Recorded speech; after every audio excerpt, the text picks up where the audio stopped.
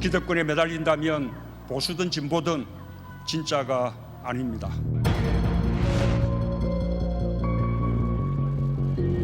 도저히 보수 우파가 받아들일 수 없는 발언으로 야당의 분노와 비난을 유도한다는 느낌입니다. 대통령의 연이은 분열지향적인 발언에 국민은 불안해하고 있습니다.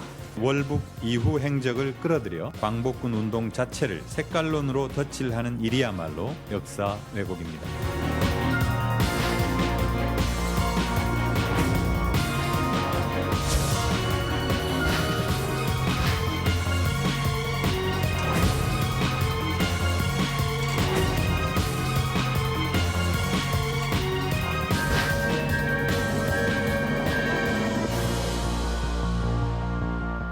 문재인 대통령이 현충일 추념사에서 애국을 화두로 꺼냈습니다. 애국 앞에 보수와 진보가 없다. 보수든 진보든 모든 애국을 존경한다고 했습니다. 국민 통합을 강조한 겁니다. 국민 통합과 보훈, 진정한 의미를 강조한 건데, 하지만 국군 창설의 뿌리가 광복군이라고 하면서 약산 김원봉 선생을 언급한 점이 보수 야권의 비판거리가 됐습니다. 국회 정상화 타결 소식은 여전히 들리지 않고 있고요. 문 대통령 순방 전에 여야 회동은 사실상 물 건너 간 것 같습니다. 오늘 정치와호장용 한민수 전 국민일보 논설위원, 김근식 경남대 교수와 함께 시작하겠습니다. 두 분 어서 오십시오. 안녕하세요. 이 얘기부터 먼저 좀 해보겠습니다. 어제 문 대통령이 한 발언입니다. 추념사에서 김원봉 선생이 이끌던 조선의용대가 광복군에 합류하면서 실제로 이제 광복군이 이 독립운동 역량이 집결이 됐다라고 얘기했고, 이게 이제 결국 이 역량이 국군 창설의 어떤 뿌리가 됐다, 이런 얘기까지 이제 했습니다. 맞습니다. 한미동맹이 토대가 됐다까지 했고요. 이 대목은 글쎄 뭐 대통령이 이 대목을 이야기한 이유가 있겠죠. 그렇습니다. 이게 지금 정치권, 특히 일부 야당의 격한 반응을 보면은 대통령의 현충일 추념사가 마치 김원봉 선생, 약산 김원봉 선생에 대한 추념사처럼 들리는데요. 전혀 그렇지 않지 않습니까? 전체적으로 딱 한 번 나오죠. 네. 약산 김원봉 선생의 이름이 나오는데, 그러다 보니까 이 어제 추념사 전체 맥락을 일단 첫 번째로 좀 볼 필요가 있을 것 같습니다. 거기 보면은 대통령의 애국이라는 표현을 11번을 쓰게 됩니다. 네. 그리고 진보와 보수는 그보다 좀 적은 편인데요. 애국에 있어서 좀 전에 앵커도 말씀하셨지만 진보와 보수는 없다. 이 통합의 정신을 어찌면 강조했다고 봐야 되겠죠. 네. 그리고 지금 정치권, 특히 야당이 문제 삼고 있는 이제 김원봉, 이름 석자를 문제 삼고 있는데, 전체 맥락을 보면은 거기에 이른바 최명신 장군 이름도 얘기를 합니다. 네네. 그분은 익히 다 알다시피 5.16 쿠데타에 이제 주도적으로 참여를 했다가 이제 베트남 우리 군 파병됐을 때 초대 사령관이었죠. 네네. 근데 그분이 부하들과 같이 묻히겠다며 국립묘지에 장군묘 장군묘가 말고 아니고 사병묘에 일반 사병묘에 갈 정도로 지금 칭송을 받고 있습니다. 네네. 그리고 이상용 선생이랄지 이회영 선생이랄지 이른바 보수와 유림 다 얘기하면서 약산 김원봉 선생의 딱 얘기를 한 겁니다. 그래서 이 전체 맥락을 본다면 저는 야당이 물론 뭐 문제를 삼으려면 삼겠습니다만 이걸 전체를 봐야지, 김원봉 선생이 들어있다고 해서 이게 마치 왜 우리 국군 장병들이 묻혀 있는 거기 가서 이념 갈등을 일으키느냐. 대통령의 전체 글을 보면은 저도 처음에는 무슨 일 난 줄 알았어요. 근데 전체 글을 읽어보면은 그렇게까지 과도할 반응할 필요가 없고요. 전 이 시점에서 뭐 좀 말씀 또 드리겠습니다만, 두 번째는 우리가 이제 이른바 광복된 지가 74년이 됐습니다. 그러면 우리 사회에 이른바 수용력을 조금 생각할 필요가 있을 것 같아요.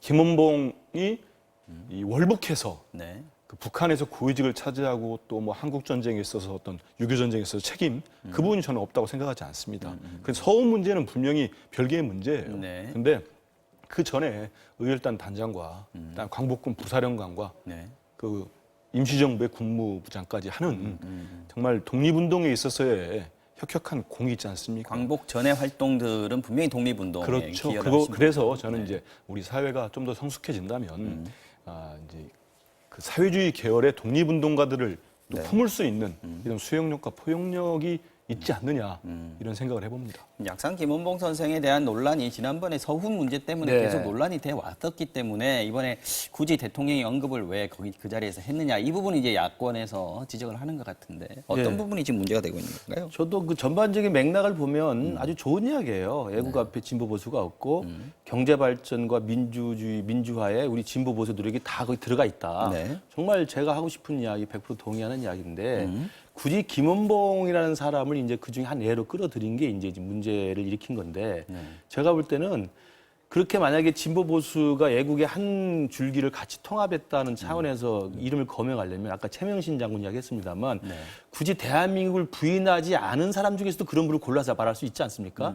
예컨대 조봉암 선생이라든지 여운형 선생이라든지 이분들은 해방공간과 일제공간에서 항일운동 독립을 했으면서도 좌파 계열을 했었습니다. 그러나 조선민주주의인민공화국이나 김일성 정권을 가지 않았어요. 그럼 그런 분들을 얼마든지 끌어들여도 지금의 여야 관계를 생각해보면 굳이 무리하지 않아도 적절한 좋은 애가 있습니다. 그런데 굳이 왜 김원봉이었느냐는 이제 문제의식이 저는 하나 있고요. 그리고 앵커 말씀하신 것처럼 김원봉이라는 분은 과거에도 이미 이제 국가보훈처에서도 서운 이야기를 하면 논란이 벌써 됐고 또 대통령이 한번 뱉은 말이 있기 때문에 굳이 저는 다른 분을 찾았으면 됐지 않을까 생각이 들고요. 또 하나 왜 그러면 김원봉에 왜 보수나 야권에서 발끈하느냐? 저도 발끈할 수밖에 없는 상황인데 왜냐하면 지금 우리가 분단이 해소가 되고 북한이 사라지고 통일이 완성됐다고 한다면 저는 오케이입니다. 그러니까 지금 현재 우리는 분단의 상황이고요. 북한이라는 정권은 지금도 우리 대한민국을 호시탄탄 적대시하고 있는 것이고 우리를 위협하기 위해서 핵으로 무장된 군사적 대치 상황의 분단 체제예요.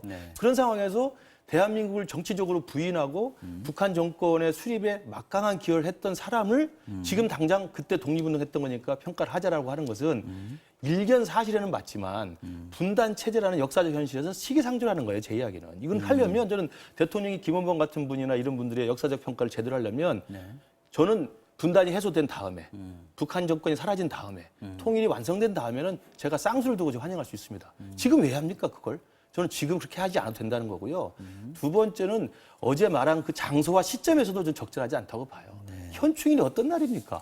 대한민국을 지키기 위해서 수십만의 우리 대한민국 국군이 죽어갔던 그때를 대한민국의 호국 영령이라고 기리는 추도식 날이에요. 거기에 대한민국과 전쟁을 벌였던 전쟁의 당사자로서 국가 검열상과 노동상을 했던 사람을 거론할 필요가 뭐가 있으며 6.25가 있는 그렇습니다. 6월 현충일이었는데 거기에 참석한 그 전사자나 유가족들이 가슴에 못을 박는 행위죠. 저는 시점과 장소도 정확하지 않았다. 저는 그러면 대통령이 조금 더 신중했어야 된다고 생각을 합니다. 약산 김원봉 선생에 대한 역사적 평가는 아직까지 좀 시간이 조금 더 걸릴 것 같은데 문화계에서는 사실 뭐 영화에서도 등장을 했었고요. 최동훈 감독 영화에도 나왔고 저희 지금 MBC 드라마에서도 이몽이라고 김원봉 선생의 이름이 나오는 그런 상황인데 주인공으로 등장하는 상황이에요. 그렇다 보면 정치권에서 너무 그 역사적 평가에 대해서 너무 뒤따라오는 것 아닌가, 너무 이념적으로만 보는 거 아닌가 하는 얘기들도 있어요.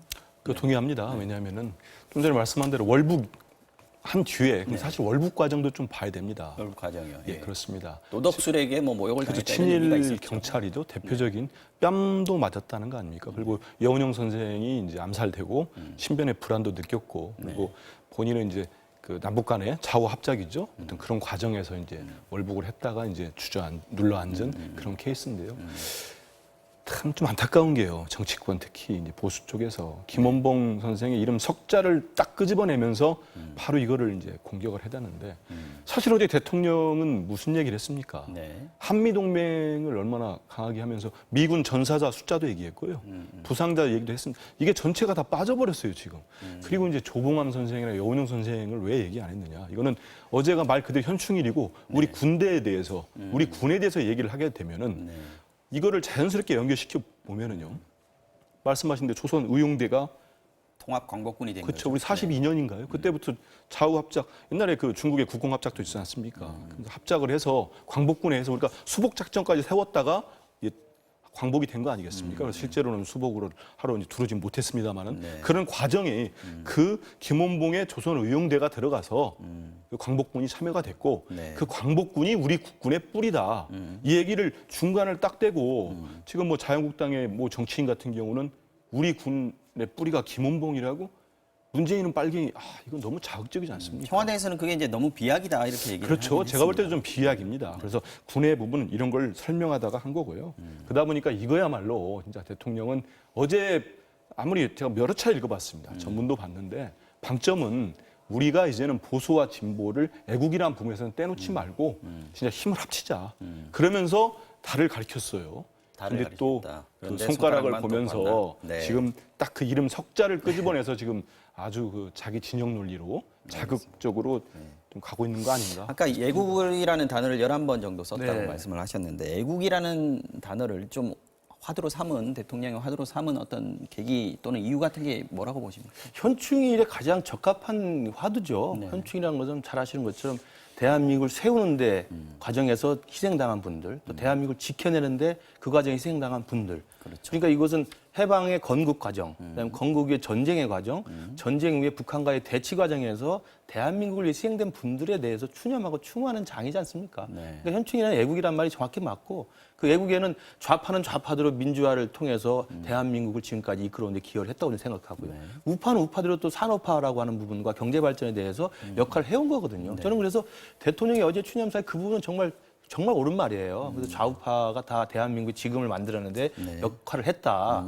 저는 그 말에 동의하고 그럼에도 불구하고 아까 김원봉 부적절했다는 말씀을 드리는 거고 지금 한 부장님 말씀을 100번 이해한다 하더라도 또 뭐가 있냐면은 그러면 좌파 우파가 애국에는 똑같은 것이고 대한민국 발전에 똑같이 기여했다고 한다면 국민들이 생각할 때는 근데 왜 문재인 대통령은 그렇게 말씀하시면서 좌파한테만 관대하고 우파한테 이렇게 인색하지?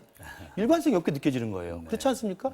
김정은이 단거리 탄도미사일 쏘면 끝까지 아니라고 하고 김정은 핵을 포기할 거라고 선의를 믿고 있고 김정은은 협상을 원하는 것이라고 대한민국의 그 국가 방위를 책임진 국방부 장관이 샹그릴라 대화 가서 이야기를 하고 왜 좌파한테는 끊임없이 긍정적으로 선의를 다해와서 보면서 우파에 대해서는 5.18 망한 나온 발끈해가지고 대통령 영부인도 악수 패싱하고 대통령이 야당 대표 앉아있는 자리에서 독재자의 후예라고 이야기를 하고 5당 대표회담 3당이니 2당이니 가지고 옥신각신 싸우고 그렇습니까?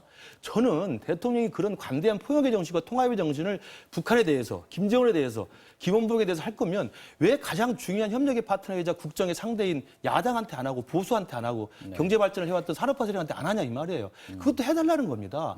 그러면 저 말이 저는 진정성이 들려오나 지금 여야 정쟁의 극한 투쟁 속에서 물론 한국당이나 보수파에서 막말이 있습니다. 그리고 금도에 어긋난 이야기들을 해요. 그러나 그것은 별도 차치하더라도 대통령은 국정 통합의 최고 지도자 아닙니까? 자기가 먼저 김정은에게 내민 손보다 더 큰 손을 야당한테 내밀었어야 되는 거 아니겠습니까? 그리고 김원봉한테 했던 그런 역사적 평가의 노력을 또 보수 우파한테도 해줬어야 되는 거 아니겠습니까? 그건 안 하고 하니까 네. 제가 봐도 일관성이 없다. 그리고 그 진정성이 느껴지지 않는다. 저렇게 생각합니다.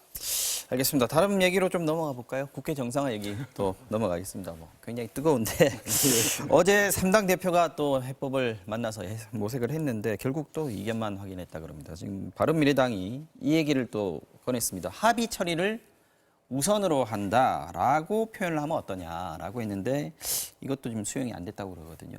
출구가 보입니까? 어떻습니까? 이게 계속 꽉 막힌 상태에서 이번에 또 추념사에서 또 이 논란까지 야당이 이제 계속 또 문제를 삼으면서 대통령과 뭐 대통령의 말씀에 대해서 제가 볼 때는 과도하게 지금 정치 공세를 하고 있어요.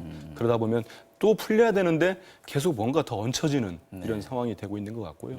그리고 이제 이른바 사안이 다 다른데 왜 대통령은 이런 뭐 김정은 위원장이랄지 진보 쪽에만 좀 관대하냐 이렇게 가버리면은 또 다 사안이 달라요, 사실은. 그리고 5당 회담도 그렇고 1대1도 그렇고 청와대에서 황교안 대표와 만나기 위해서 청와대와 대통령이 좀 양보한 것도 많이 있습니다. 형식이랄지, 그다음에 의제랄지. 근데 이런 것들이 이제 다 묻혀버리고 계속 감정만 남는 건데 사실 우리 앵커가 이거 또 물어보시면 참 저도 민망합니다. 국민들 보기도 민망하고요. 네, 이걸 네. 뭐 전망하기도 뭐하고 제가 대신에 죄송스럽기도 해요. 이게 이렇게 되면은 지금 보십시오.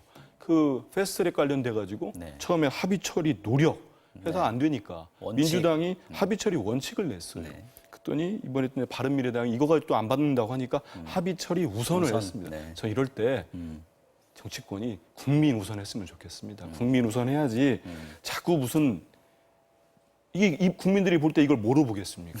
이거 말 해석도 힘들어요. 이런 상태에서 과연 그럼 또 이번 주말 거치고 나면 될 거냐? 이제는 장담을 못 하겠습니다. 특히 대통령이 청와대에서 하려고 했던 5당 오늘 아닙니까? 오늘 오후인데 사실상 지금 물 건너간 상황이죠. 네. 그러다 보면 이제 대통령이 9일날 또 이제 순방을 떠나는데 그 기간 동안은 대통령과 여야 당 대표 간에 진짜 한 번에 그 전국을 네. 국정을 전국을 정상화시킬 수 있는 그런 자리가 무산되는 거 아니겠습니까? 그 사이에는 이제 여야 3당 원내대표 간의 회동만 남아 있는데 지금 계속 좀 더 강도 높은 얘기들.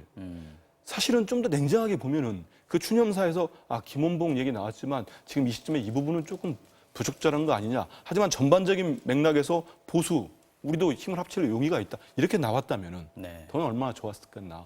그런 생각이 좀 아쉽다는 생각이 듭니다. 알겠습니다. 뭐 지금 상황에서 민주당은 개문발차 얘기를 했습니다. 예. 일단 문은 열어놓고 차는 떠나겠다.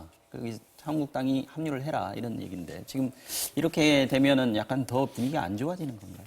그 오늘 이인영 원내대표 발언을 보면 그 주말까지 조금 더 노력을 해보겠다 이야기를 하고 있어서 네. 오늘까지는 민주당 지도부에서 일단 개문발차 단독 국회 소집을 일단 여야 4당만으로 하지는 않겠다. 그러니까 결정을 아직 안 했다라고 이 지금 마지막 여지는 열어놓고 있습니다.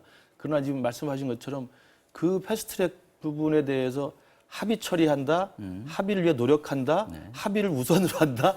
그 표현이 무슨 큰 차이가 있습니까? 맞습니다. 물론 조금씩의 뉘앙스 차이가 있지만 그걸 통 크게 양보하는 쪽이면 국민들한테 다 박수갈채를 받을 텐데 지금 시점에서는 누가 먼저 양보하느냐에 따라서 박수 받을 수 있죠. 먼저 양보하고 통 크게 들어가는 쪽 또는 통 크게 손을 내미는 쪽이 점수를 받을 텐데 끝까지 이렇게 하고 있으니 답답할 따름이고요. 네. 그러나 어쨌든 개문발차 형식으로 단독 여야 4당만으로 국회 소집을 한다고 한다면 전국은 더 꼬일 수밖에 없죠. 그리고 또 하나는 뭐 한국당의 막말 논란 플러스 저는 대통령께서도 저는 아까 우리 한 부장하고 의견이 다른 게 네. 김원봉을 안 넣었으면 이런 문제 안 생겨요. 굳이 넣는 이유를 좀 모르겠어요. 아까도 말씀드린 것처럼 다른 분들도 있고 그다음에 뭐 당시에 그 군의 출신을 따진다고 한다면 좌파 계열의 또 무장 투쟁했던 사람들이 있거든요. 그런 분들 찾아서 했으면 됐을 텐데 그러면서 안타까움이 있고 또 하나 정상화가 힘든 이유는 네. 지금 국회의원들 이야기를 개인적으로 들어보면 말은 정상화에 노력한다고 하지만 정상화 안 된 지금을 국회의원들 너무 즐기고 있어요.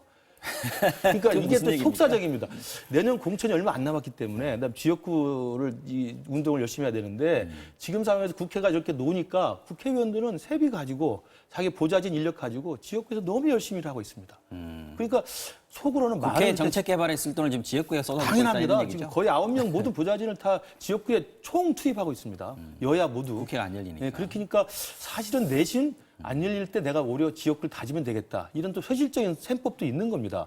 물론 지도부는 그렇게 하면 안 되겠죠. 그래서 저는 국회의원 내부의 지금 속 사정이나 그다음에 여야 간에 지금 거의 한치의 이 양보도 없는 평행선을 달리는 이 극한 대립을 보면 네. 저는 당분간 정상화 과정은 어렵지 않겠느냐. 아마 6월 넘어가면 사실은 7, 8월은 사실 국회가 열리지 않는 지금 관례거든요. 그렇게 한다면 9월까지 그냥 넘어가는 겁니다. 그래서 저는 정말 지금 산적한 현안들이 있고 추경 예산들이 있고 그러면 어떻게든 누군가가 먼저 통 크게 양보하는 모습으로 문제의 실마리를 풀어야 되지 않나 생각합니다. 사실 뭐 민주당이 그 전에도 지금 앞으로 아니더라도 벌써 단독 국회를 소집할 수 있었으면 벌써 했을 거예요. 근데 계속 안 하고 있는 거는 한국당이 협조를 해줘야 어쨌든 법안 처리도 가능하고 추경도 그렇습니다. 통과할 수 있고 예. 그런 거 아니겠습니다. 그렇습니다. 여기 패스트트랙에서 일단은 한국당을 제외한 여야 4당이 태우지 않았습니까? 그런 상황에서 또 장애투쟁을 꽤 오랫동안 하고 있고 네. 해온 한국당을 이마저 국회 소집에서도 마저도 임시국회에서도 또 제외한다면은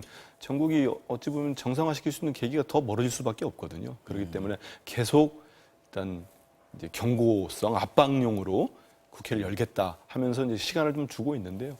근데 뭐 이른바 개문발차, 그러니까 열어놓고 들어올 수 있는 그런 과정이 옛날 여당들도 좀 했었습니다. 근데 이번 주말을 넘으면 다른 야당들이 빨리 열자는 또 목소리들이 있기 때문에 네. 민주당도 이번 주말까지도 한국당이 계속 움직이지 않으면 열 수도 있을 것 같아요. 그렇다고 해서 열어놓고 뭐 지금 뭐 정개특위도 그렇습니다만은 계속 회의를 또 소집하면 한국당 의원들이 와서 강하게 항의도 하고 있기 때문에 정상화라고 표현을 할 수 없을 겁니다. 그렇지만 국회를 열어놓고 이제 압박을 하고 또 일부 논의도 진행되고 그런 과정을 걷지 않을까 싶긴 한데 이럴 때는 진짜 이럴 때 정치가 필요한 거 아니겠습니까? 협상이 필요하고 네. 그래서 지도부가 뭐 말은 지금 우리 경제가 어렵고 추경안이 빨리 통과가 돼야 되고 개혁 입법들이 통과가 돼야 된다고 최종 책임은 여당이 있지 않겠습니까? 여당도 좀 더 적극적으로 하고 한국당도 이미 이제 본인들이 처음에 했던 그리고 추경안 제출된 지가 4월 25일입니다. 그러면 좀 양보할 건 양보하고 그렇게 해야지 그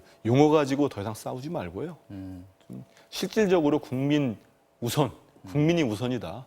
그 합의 처리 우선 이런 거 하지 말고 그렇게 접근했으면 좋겠습니다. 대통령하고 야당 대표들 회동은 그러면 일단 뭐 대통령 수판 갔다 오고 나서 할 가능성이 그래 현실적으로 하더라도 현실적으로 그래 될 가능성이 거고요. 있겠네요. 그 사이에 이제 국회 여야 교섭단체 간에 좀 얘기가 조금이라도 된다면 네. 그 동력이 청와대로 자연스럽게 넘어가지 않을까 싶습니다. 알겠습니다.